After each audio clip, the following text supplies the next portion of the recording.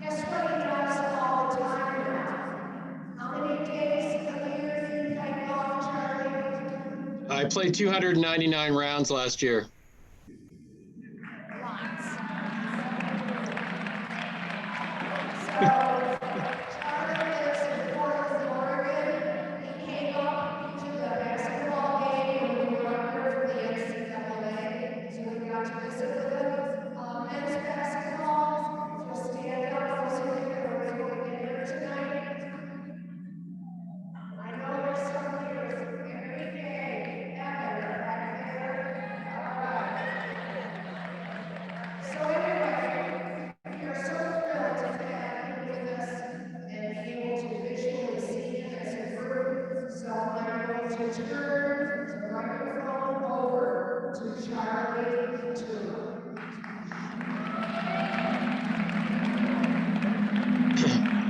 Hey everyone, can you hear me okay? Wave if you can hear me. Okay, great. Okay, well, hey fellow Zips. It's nice being around you again. Just a few congratulations. Congratulations to the men's basketball team. As Ann mentioned, I was in Portland, got to see the guys play an amazing game, and you made Zip Nations really proud. Shout out to Zippy. He actually crushed it in the mascot dance-off against Joey Bruin of UCLA. So Zippy's the man. Congratulations to two of my soccer alumni. Rich Laria is now punching his ticket to go to Qatar to play in the World Cup for Canada. And DeAndre Yedlin is punching his ticket to play for the USA. So we, as Zips, we should all be really proud of the achievement that those guys have done. Congratulations to women's indoor track and swimming and diving for winning the MAC titles. That is just absolutely awesome. The most impressive thing for me, though, is I'd like to congratulate all of you on having an accumulated 3.0 GPA average for student athletes. That is just absolutely phenomenal. The other thing that really makes me happy is Ann had told me that you've accumulated over 3,000 hours in community service, and that's just absolutely phenomenal. I know how busy you guys work, how you train. There's barely enough time for things, but finding the time to do stuff in the community is awesome, and we'll get into that a little bit later. So just for starters, a little bit about myself so you can kind of get things in perspective. I came from a family that had no money. My parents were not able to fund my education in any way, shape, or form. So there's not many of you sitting there that had a better opportunity than I did. So if you can get to where I got, there were no advantages coming my way. Luckily enough for me, soccer allowed me to get exposed by a variety of schools, and University of Akron ended up being a perfect fit, not only athletically, but also academically. Once my soccer career ended, I was fortunate enough to get a job at Adidas Canada in the promotions department, and worked for them for about 10 years. I was one of the original 40 that was brought to the United States to revamp Adidas America.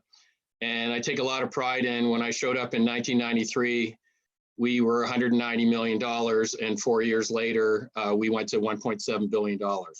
So that's something that, it was one hell of a ride. I traveled probably 25 out of 30 days for 3 straight years, but it was pretty exciting. My last role at Adidas was as a director of licensed properties for the Major League Soccer, NBA, NFL, and all the NCAA relationships. So I've been really fortunate to spend my entire life wrapped around sport and being around great athletes, and it's been a pleasure. The success really of my career were 2 basic things. I was a pretty reliable guy. I was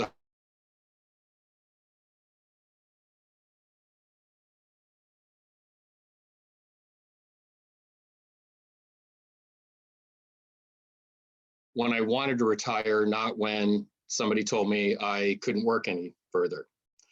My wife, Amy, is actually a senior vice president of US Bank, and she holds one of the highest positions for a female in that company. And she's another success story because she started as a bank teller and through the years rode the ladder all the way to the top. I have two kids. I have a daughter, Lillian, and a son, Brian. So now, at this stage in your life, I know you guys are young, but you should really be asking yourself, what do I want to do with my life? It's not too early and it's not too late. So do I want to work my entire life? Ask yourself that question. Do I want to be successful in life? How much money will I need to retire in life? How am I going to make looking for a job and being independent an easier challenge for me? And do I want to have a family, and how many kids do I want to have? That'll come in a little bit later. So things to consider. This is the way the world works. Right now, women are living to the age of 81 and men are living to the age of 77. So the average retiring age right now is 62. So if you just think about that, right, if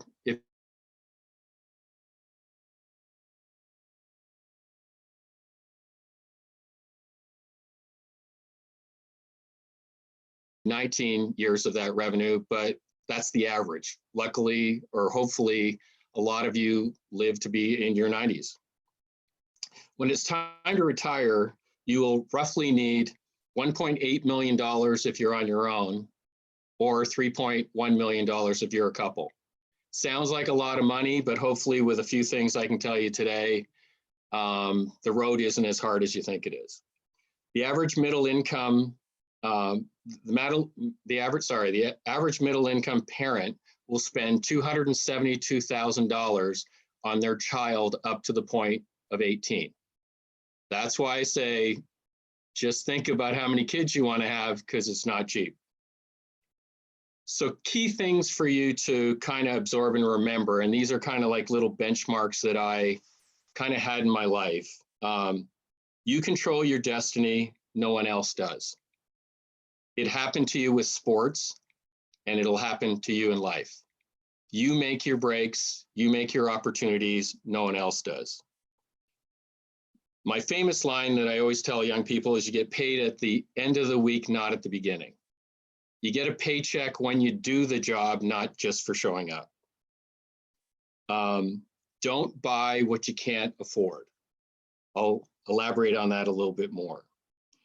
When setting aside money, the thing right now is that you should always have an emergency fund that relates to about 3 to 6 months of your salary. Things happen, rather than going in debt, hopefully you've got a little nest egg to kind of set aside. One of the other key things is save 10% of your take-home pay now and always. I'll explain that later. You may be familiar with what companies and people provide into their financial system, but you have what's called a 401k, and you should be contributing to that as much as you can every year. Right now, the maximum per year is $20,500, and you'll be amazed at how much that money accumulates from year to year to year. As you get older, it becomes more challenging to set aside funds, because once you own a home, once you have car payments, once you start paying for your kids' education, there's less money to set aside. So doing it early is really the key. If you get to be about your retirement age at 60, you can't start thinking about it in your 40s. You've got to start thinking about it much earlier than that. So, what does America look like today? 60% of, having a little issue here with my eyes, 60% of US adults do not have enough money for a $400 emergency. You guys are pretty young, you're pretty smart. $400 doesn't go a long way, plus $400 doesn't really buy you a lot. 70% of full-time workers claim that they live paycheck to paycheck. Please don't put yourself in that situation. It's scary when you're waiting for your paycheck to either pay bills, pay for food, whatever. And it just becomes a situation that you're always in dire straits and you want to avoid yourself from being in that. Most Americans went into financial panic during the pandemic, right? You heard stories on the news of all of a sudden people are losing their jobs and they don't have enough money to pay the next month's rent.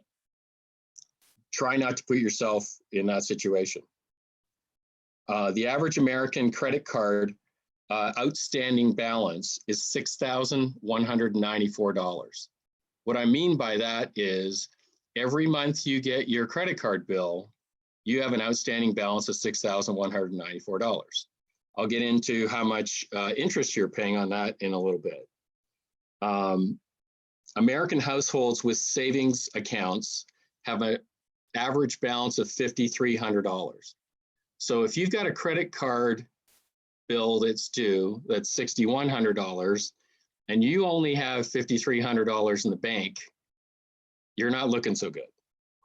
So let's talk about, you guys are athletes. So, you know, we all think that if that 1% that's fortunate enough to get to the next level is self-made millionaires and you got all this money and life is good.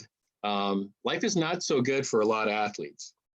78% of NFL players are in financial distress within 3 years of stopping playing. 60% of NBA players are in financial distress within 5 years of playing. So you hear over and over again the millions that these guys sign, but when they don't make smart decisions or they spend their money frivolously, it's not there to catch up. When I used to, one of my jobs at Adidas was I dealt with a lot of the high profile athletes, and I used to say to guys, you know, I know you signed for a lot of money, but these $10,000 a night bar tabs are going to start catching up. The other misnomer by a lot of athletes is you could say that, you know, I signed a 5-year, $100 million deal. Well, if they cut you after your second year, you don't get the $20 million a year. What you get is the signing bonus and then whatever you agreed upon per year. And a lot of athletes make the mistake of thinking the 100 million is already in the bank and they spend it that way. And then they find out, unfortunately, that that's not the case. The average professional career in the NFL is 4 years. In the NBA, it's 3 years. In MLB, it's 3 years. Major League Soccer, it's 3 years. And the NHL is 6 years. So if you're going to make money, you got to make a lot of money quick. People working in a professional capacity are basically averaging about $72,000 a year. People working in a service capacity are averaging about $31,000 a year. And right now, the average individual income in 2021 was $62,000. If you want to be in the top 1%, those are the people that are making $361,000 a year or more. So what is happening in the corporate world today? Companies are getting rid of people who are not committed. Companies are getting rid of people who complain. Companies are getting rid of people who stop learning. Companies are getting rid of people who say no too many times. Companies are getting rid of people who have the wrong attitude, and companies are constantly changing the direction that they're in. So what are companies really looking for? They're looking for people who work hard. They're looking for people that are organized. They're looking for people who plan about the future, people who are critical thinkers and problem solvers. Basically, when you get hired, right, I'm not just giving you a paycheck. I mean, when I would interview people, the number one thing is, what are you going to do for me, right? That's not a selfish thing, but what do you bring to the table for the company? If you don't bring something to the company, well, then why would I be hiring you? People who are good at oral and written communication, people who are current on digital technology, right? You all probably know a lot more about the digital world than I do. Well, that's gone from being something that's kind of like neat to you better know a lot about it. People who have leadership qualities. Every single one of you is a leader, right? Athletes are leaders.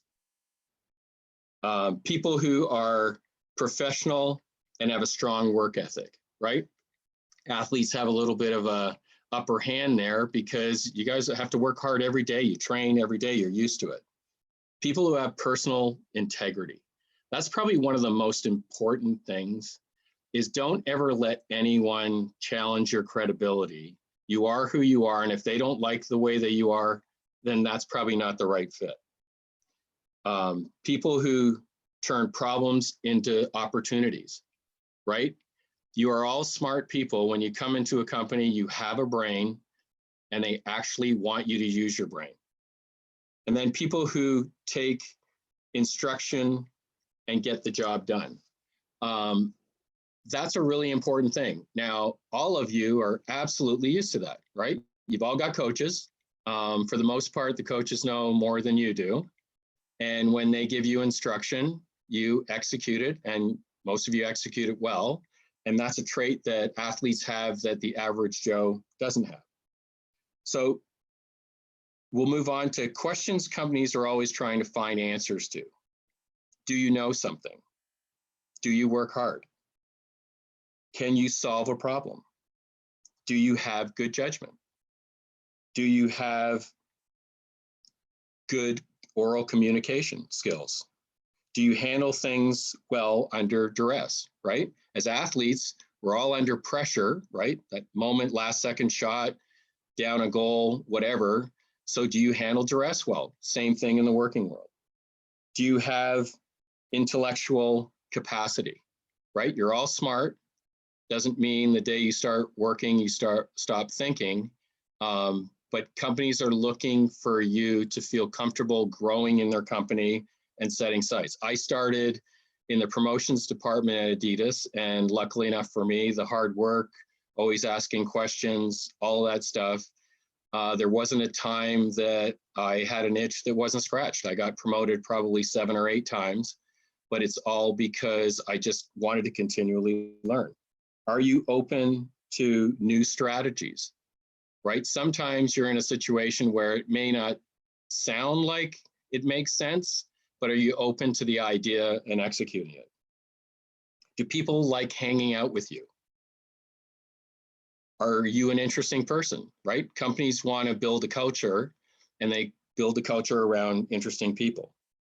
Do you bring value to that company, right? Like, one of the things that you need to do a deep dive in is, who are you? What kind of assets do you bring to the table? You all have assets, you just have to find them. And then what you need to understand is you can't have all of these things, but you need to work towards having some or most of those things. So here's some words of advice. My 4 P's are: be positive, be principled, be proactive, and be productive, right? It's pretty simple, nothing complicated about it. But if you stick to those 4 things, people notice what you do. Discover yourself and what you're good at, right? Just the hardest conversation you're ever going to have is with the mirror, right? You look in the mirror, there's nobody else in the room. Who are you? What makes you smile? What makes you upset? What absolutely bores you? Those are the things that you kind of have to understand so that you can try to figure out what it is I want to do when school's out. Be open to change, and everything happens everything doesn't happen when and how you think it's going to happen, but be open to change. Keep moving forward and learn to hear feedback because feedback is to help you, not to criticize you. Make connections inside the company and within the people that you meet. You'd be amazed at how you end up finding a job. You could absolutely find a job by standing in the grocery line, and it's a long line, and the guy in front of you turns around and just starts to have a conversation with you. And you say, you know, I'm a student at Akron University, and I'm majoring in marketing, and I'm about to graduate, and I'm looking for a job, and blah, blah. And the guy says, well, I work at such and such a company. Hey, why don't you give me a call, and let's see what you're looking for. Sometimes it's just as simple as that. One of the things that I've kind of said to some past Zips who have asked me for some help is you really have to be patient. One thing about your generation that's a little different than my generation is you guys are used to everything being instant. It doesn't happen overnight. There's two really successful Zips, a gentleman by the name of Brian Shale, who is the CFO of the IMG Sports Academy, and TJ Gable, who I think is now teaches a class at Akron University, but he was climbing the ranks at Nike. And they would call me all the time. And, you know, 6 months later, they're going, I can't believe I'm not promoted. And I'd go, are you kidding me? You've only been there 6 months. You have to prove yourself. It'll come, it'll come, it'll come. And both of them have done quite well in life. Treat everyone with respect. It's amazing how people notice what you do and what you say to people. The one key as well is be honest in your interview. You need to know them and they need to know you. Two great questions that I used to always ask, and I'll say the first one and take a second so you can ask yourself the question, and then I'll take a second and the second question.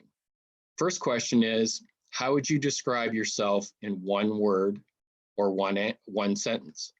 Okay, there's no right or wrong answer, but what do you think your answer would be? And then the next question is, what is the one thing that your friends would love to change about you? Okay, so when I first interviewed at Adidas, I was asked those questions, and as the sweat was going down my back, I answered the question with the one word was reliable. Not knowing, is that a good answer or not good answer, but I'm a reliable guy. And then the second question was, my friends would say, I work too hard and I should have a little bit more free time. Okay, so when you're across the table from an employer and he hears that you work too hard, I don't think he's going to complain about that one. Develop good time management. You are paid to be a productive employee. Now, the one thing that I think that athletes have a much better advantage over is you guys are excellent at time management, right? You've got to juggle classes, you got to juggle eating, you got to juggle training, and then you got to juggle sleeping and maybe juggle having a social life. So, you know, but that's something that companies are actually expecting of you. Someone is always watching you. I'll give you two perfect examples. As Anne made mention, I play a lot of golf almost every day, and I'm fortunate enough to belong to Pumpkin Ridge, which is a private course. And probably the least popular job and the lowest paid job is the kid who goes and gets your bag, right? Their responsibility is, when I show up in the morning, is my bag waiting for me so that I can either go to the range or go to the tee box. Okay, they make probably, if they're lucky, $15 an hour. So here's a kid on weekends who probably has to show up at 5 o'clock in the morning, have his bright little face on and have the energy and do his job. Well, there were two bag kids that I just constantly noticed had the right attitude, did their job extremely well, didn't complain. And so the one kid, one of my friends owns a window and door company, and we were golfing one day and he asked me, you know, I just want to find someone who is pretty dedicated, pretty focused, we'll teach them everything, but it's so hard to find these days. And I said, oh, okay, you know, there's this bag kid at our club called Andrew that he would probably be a good candidate if you want to talk to him. Well, my friend Jeff Johnson ended up talking to him, and Andrew now makes about $150,000 a year. Okay, just a simple thing. Kid didn't do anything to impress me, just he impressed me by doing what he did. Another bag kid at Pumpkin Ridge is a kid by the name of Nick. And so Nick's a really nice kid, and I like to talk to them every day, right? Because I should be treating them with respect because they're actually doing me a favor. So Nick is telling me that you know, he's about to graduate from university, and I said, you know, what are you studying? And he said, I'm studying finance. And I said, oh, well, you know, my wife Amy happens to be fairly high up at U.S. Bank. If you're ever interested in going in that direction, I might be able to connect you with her, and she'd probably do me a favor and have a nice conversation with you. So Nick says yes. I ask Amy for a favor. Amy is impressed with him. Next thing you know, 5 years later, Nick's doing extremely well at U.S. Bank, right? Two simple things that who would ever thought a bag kid would connect with someone who could open a door for them.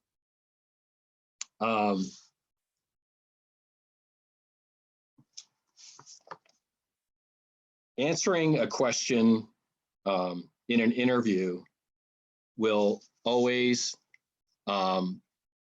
relate to a story better than just yes or no. So you all have stories that you can tell. So like, to give you an example, if I was to apply for a sales role, I would say to the guy, would you like me to tell you how I turned $1 into $1 million? Right? Who would not be interested in hearing that story?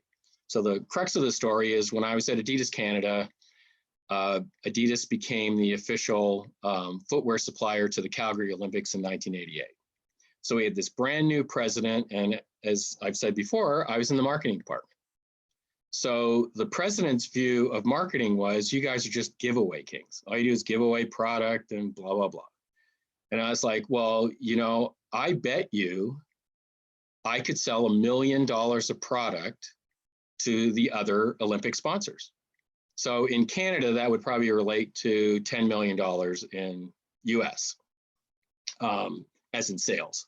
So the president's name was Ron Moore, and we had a bet for $1. And so I have this letter from him. In Canada, they don't have dollar bills, they have loonies. So I have a loonie taped to a letter that says, congratulations, you won your bet. Honestly thought I was going to get more than $1, but I only got $1. The job description that you look at when you're looking for a job is the greatest cheat sheet you could ever ask for. They are basically telling you what they're looking for. So in the stories that you come up with, always relate the story to whatever ties in with the job description, right? And so, you know, some of you might be sitting there thinking, I don't really have stories to tell. Well, guess what you do? Some of you have had to financially put yourself through college. Some of you had a paper route. Some of you have juggled being an athlete, having a part-time job, and then trying to get your degree. Those things say so much about you, you probably don't realize, but there are so many different things that are assets to you. You just gotta think deep and find them. One of the key things is, if you don't believe in yourself, then how am I supposed to believe in you, right? It's a really tough thing to say, because most of us don't like to brag about ourselves. Most of us don't like to go, look at me, look at me. But when it's time to start looking for a job, that's where you got to get a little selfish, take a really good look at yourself, and show your qualities. The other thing as well is, when you either get into a job or are looking for a job, mentors play an excellent role. You won't believe the amount of people that all you got to do is ask them a question, and they absolutely love to talk about themselves. But within that, you get to learn a lot. When I first started at Adidas, I was this young guy, right? Didn't really know very much. We had this great president called Tom Wright, and I went up to him and said, you know, Tom, I don't even profess to know everything, but is there any way that you and I could sit and have coffee once a month for 15 minutes? Said, absolutely no problem whatsoever. I was just an absolute sponge. And this guy told me so many things about the direction in life that it was a massive benefit to me. And he probably was happy just to share some of his secrets with me. So the next one is something I want you guys to listen to and take seriously. Be extremely careful what you do on social media. What you do on social media is not private. So let me give you a first example. I'm going to interview you. The interview's going really well. I say, you know, thanks, it's been a pleasure. I'll get back to you, show you to the front lobby, and then walk into my office. What do you think the first thing I'm going to do when I get to my office? I'm going to Google your name. I'm going to go on Facebook and I'm going to find you. If your cover shot is you bending over backwards doing shots in a bar, how good do you think that's going to look?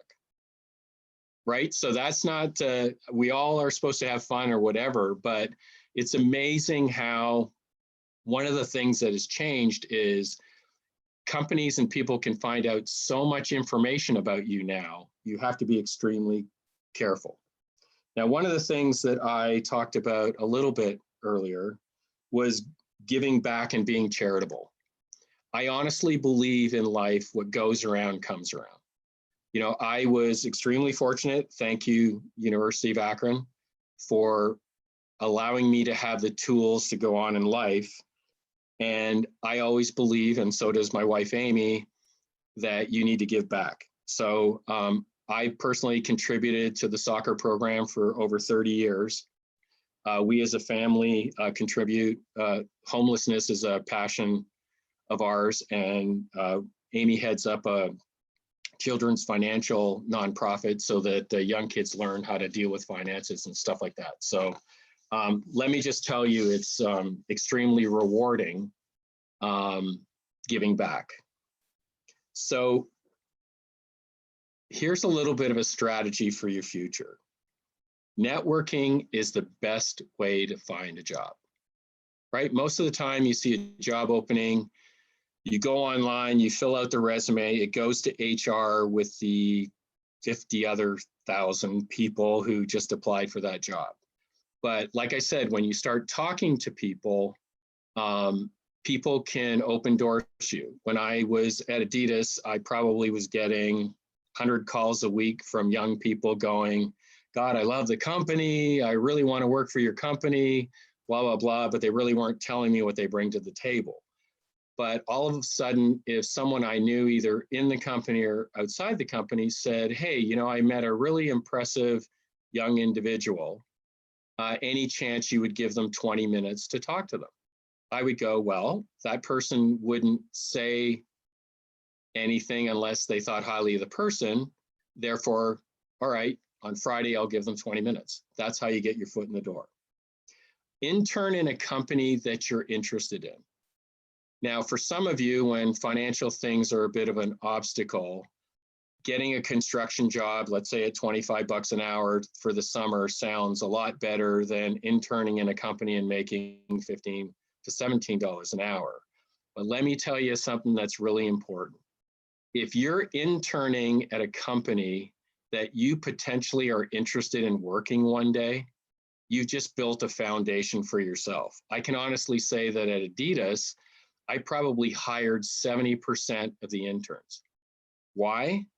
Because I just spent 3 months working with someone, seeing who they were, and getting to know them, as opposed to the 500 resumes I've got sitting on my desk, just knowing the people through words.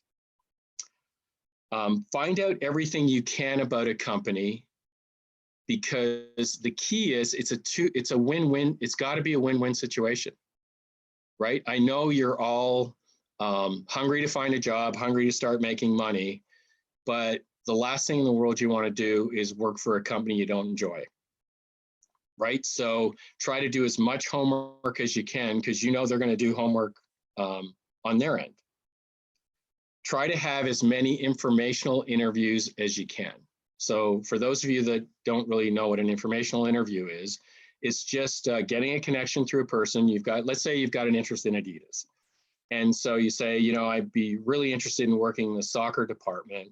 I'd really like to talk to someone about that, right? So you get your foot in the door, and the understanding is all you're doing is getting information about the department and the company. Under no circumstances whatsoever do you bring a resume to a informational interview. I can guarantee you that if you had a nice conversation in those 20 minutes, that individual is going to say, hey, you know what? When you get home, would you mind forwarding me your resume? The reason that I say that is, if you give me a call and say, you know, I'd just like to know a little bit more about your company, I'm saying, okay, I'd be more than happy to help you. If you walk in with your resume, it changed a little, because you're saying, well, I want a job. Well, ultimately, you may want the job, but that's not the reason that we were having the conversation. Hopefully that kind of makes some sense to you.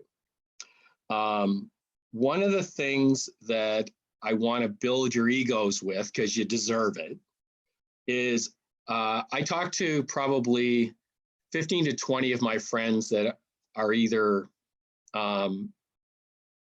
executive directors or owners of companies.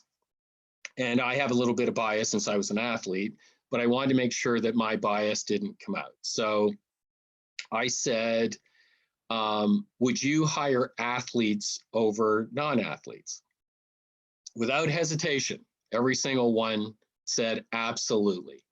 And there's a reason why. Athletes are talented people, and most professionals want to hire them. Athletes understand teamwork.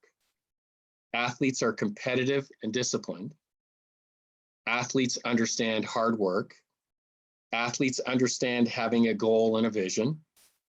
Athletes learn to get along with all kinds of people, right? Your teammates. Athletes understand time management. Athletes have integrity by playing by the rules. Athletes understand deadlines and timelines. Athletes are good at adapting to change. Does that describe most of you? Put up your hand if that describes you. Absolutely.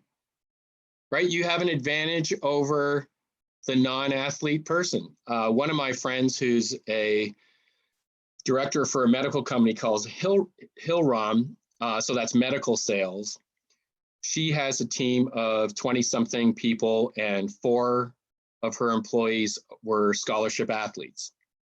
She says they are making probably 25 to 30% more money, right? Because it's commission and sales driven, than the non-athletes, right? Because of all the reasons I just explained, right? You're driven, you understand things, you know how to hit the ground running. And so that's something that be proud of, but it's also something to remember that if somebody doesn't know that about you, you need to let them know. So we're getting close to the end here. So ways to stay disciplined. Okay, so the key is start saving now. And if you can start saving 10% of your income now, you'd be amazed at how much that'll accumulate. So let me give you an example. Is there anyone here that thinks that $30 is a lot of money? Anyone? Just put up your hand if you think $30 is a lot of money. Okay, it's not a lot of money. Okay, so if you were to save $30 per week, right? When you do the math, it's $1,560 per year. and received a decent return on the money, right? So like Amy and I invest in stocks, and a lot of times we can get like an 8 or 10% return.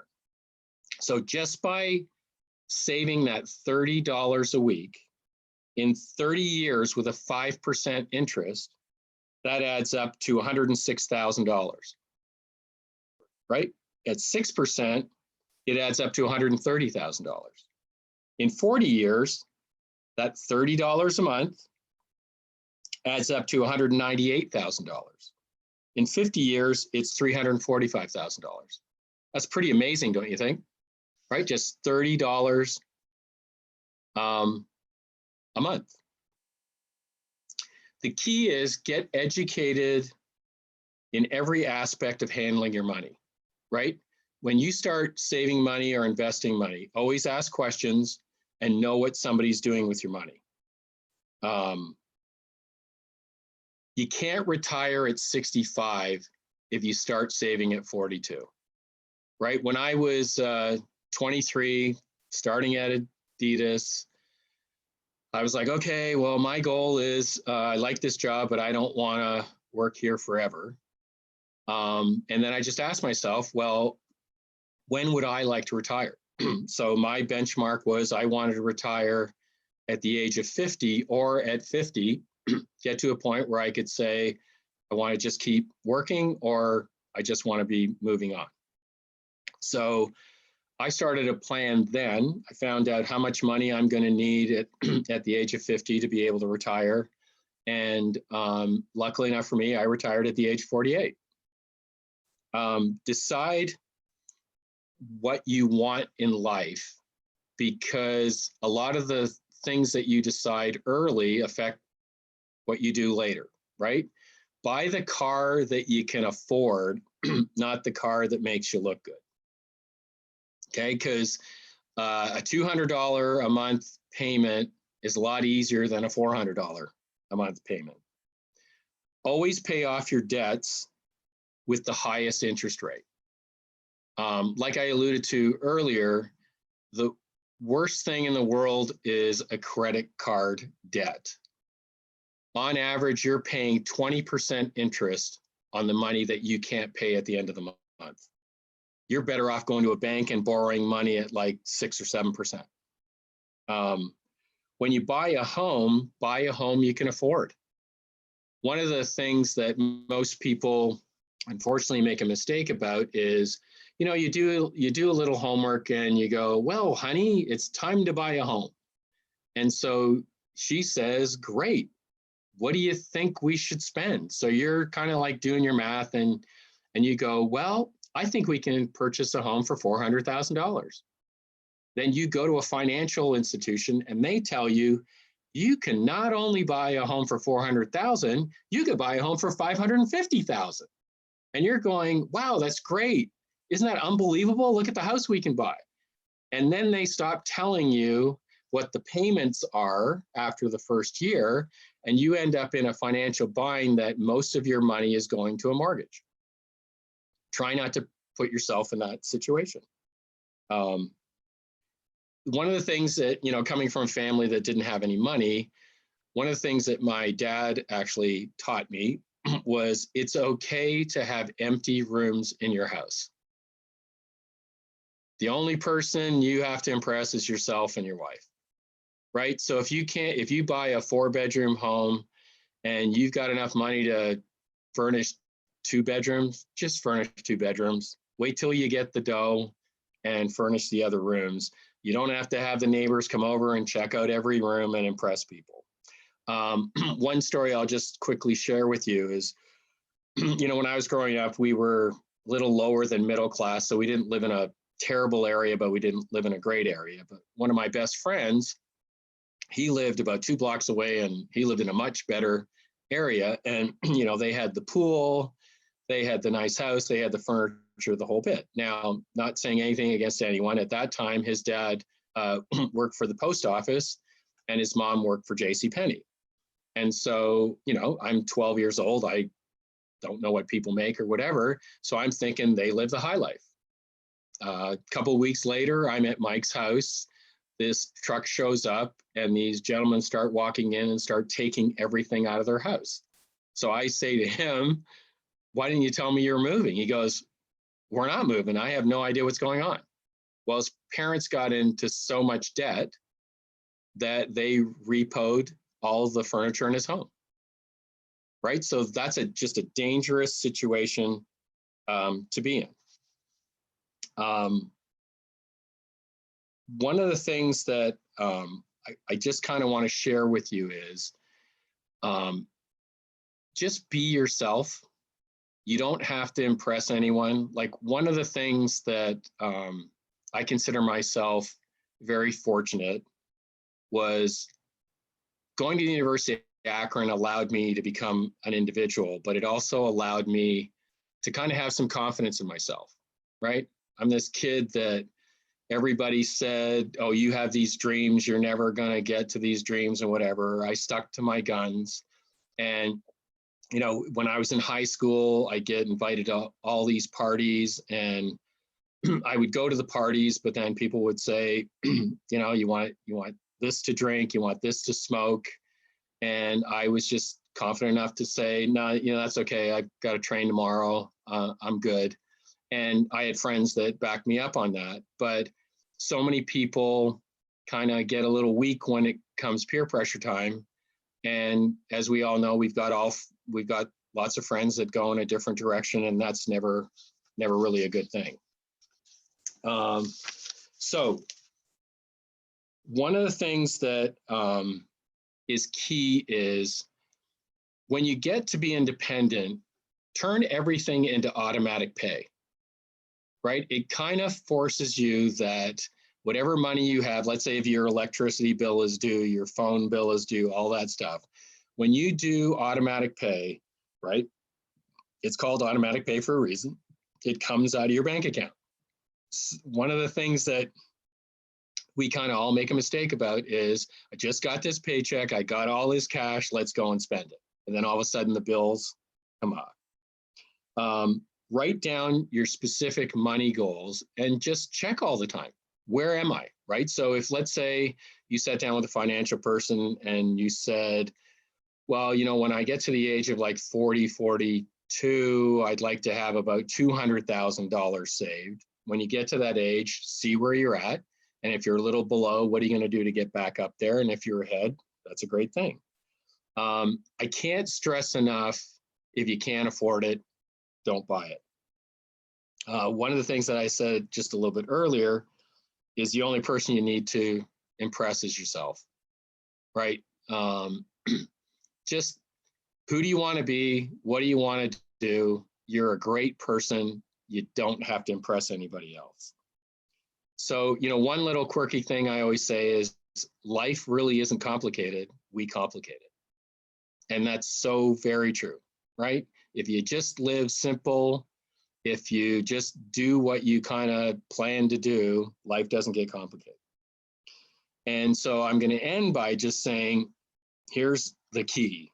Happiness is doing what you want to be doing in life, not what you have to be doing in life. So luckily for me, I've been able to do what I want to do in life, not what I have to do in life. And if it happened for me, it can happen for every one of you. Thank you.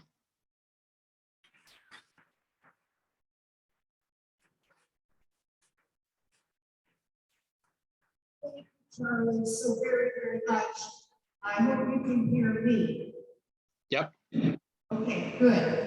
But we have time for a few questions.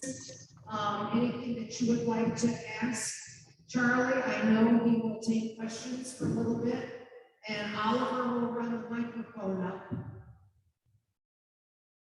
It's okay to ask a question, it really is. If not, I guess I'll start it off. Yes, I am older than dirt.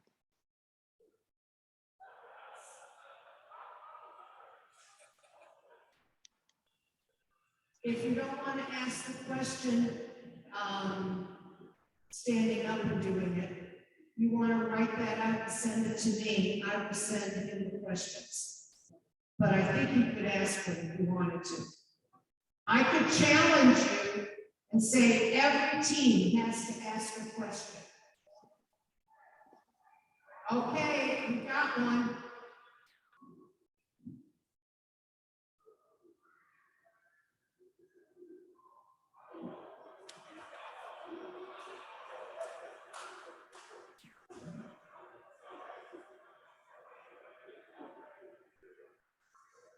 Hey, how you doing?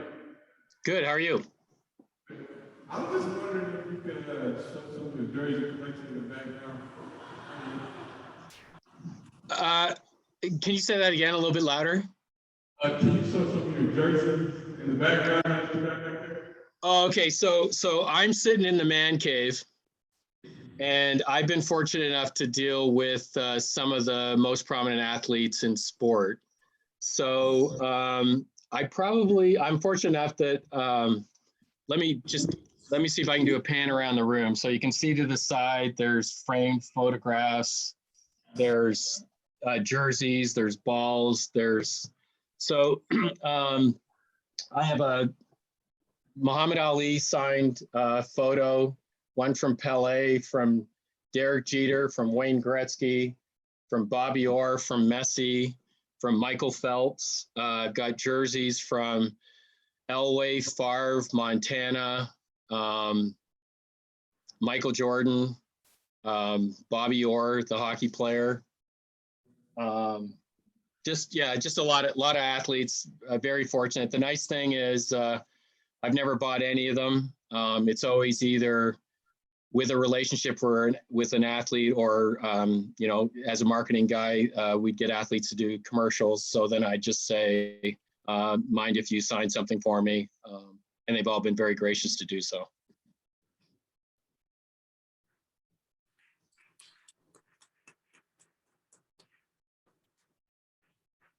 Did that answer the question okay?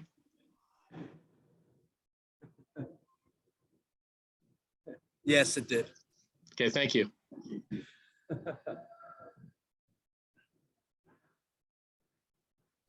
And So to the gentleman who asked me the question, what is your favorite athlete?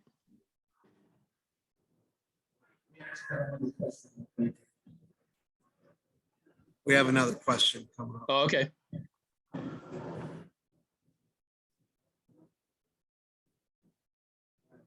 My question was, what do you consider the most important attribute to becoming successful?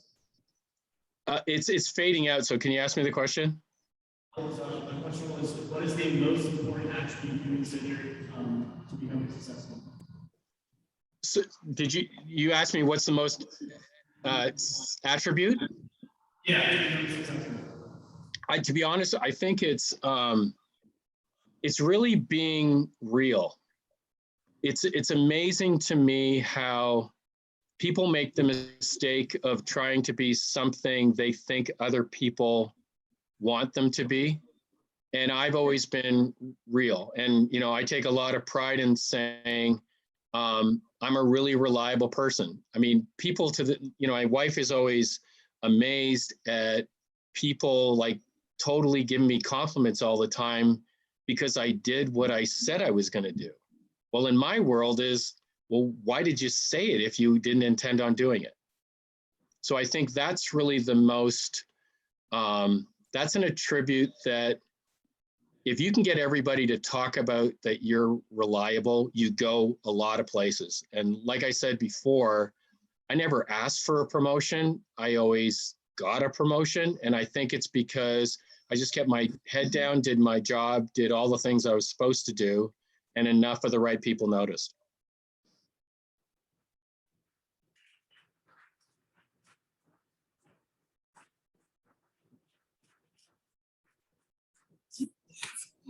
My question is, do you make home soccer game this year? Are you going to make it to a home soccer game this Are year? you going to make it to a home soccer game? I'm hoping to in the fall. Hopefully, we don't have these crazy things with COVID. I mean, I watch the team all the time. And, I'm extremely interested in everything that the university does because, one of the things that I encourage all of you to do is, we all move in different directions once we get out of school, but keep those relationships going. Some of my best friends to this day are my teammates. I know that they are one phone call away from dropping everything to help me in any way. And you have no idea how comforting that is in life when you know that there are 5 or 6 people you can turn to at any time.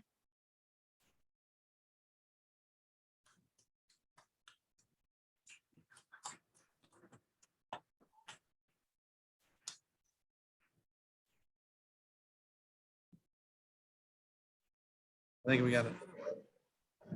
Okay, we got time for one more. Anybody? Oh, we got one. Hold on.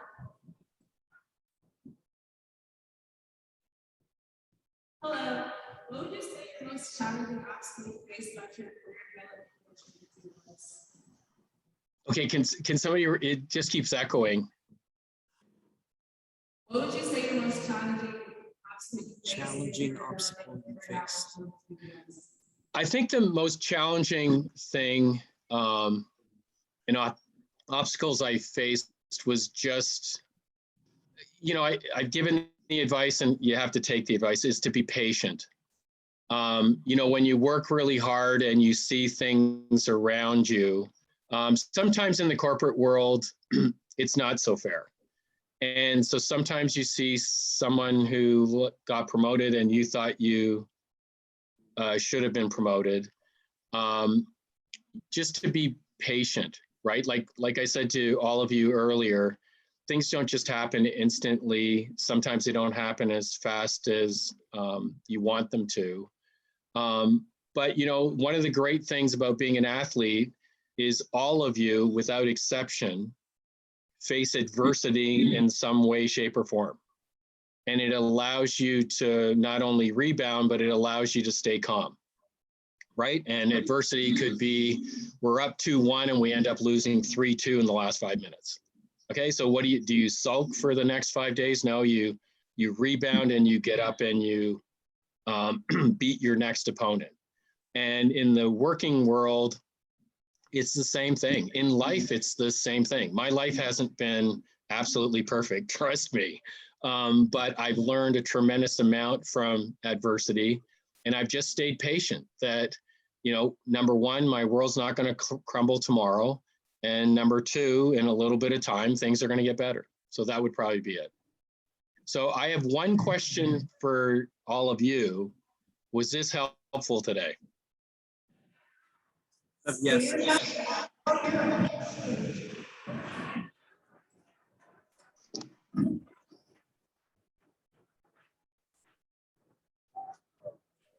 Thank you.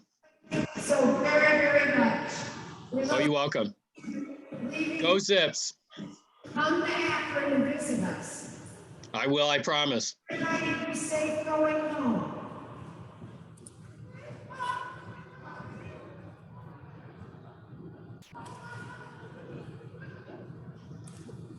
All Okay, right. Chad, we're good?